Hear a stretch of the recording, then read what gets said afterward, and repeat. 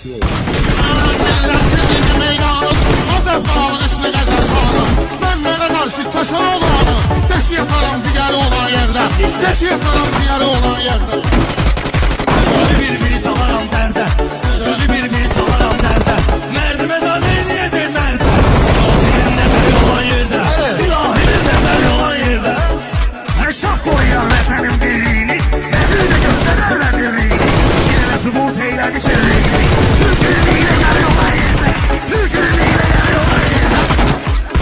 Yaşasın əhlinə sadıqlər, ölməyə mən çox iyi sadıqlər, qeyd olunurlar böyük aşıqlər. Neydi məzunun əsəri olan yerdə, neydi məzunun əsəri olan yerdə. Ya zaman odumu götürdüm ben, o ne de size afiyeti verdim ben, düzelti bayağı gönlünü sürdüm ben. İstiyorum tekrar olan yerine, istiyorum tekrar olan yerine. Dağın üstə kum qoymuşam mən, vətənlərdə toxum qoymuşam mən, hansı şairə tum qoymuşam mən, Turkla bitim mən.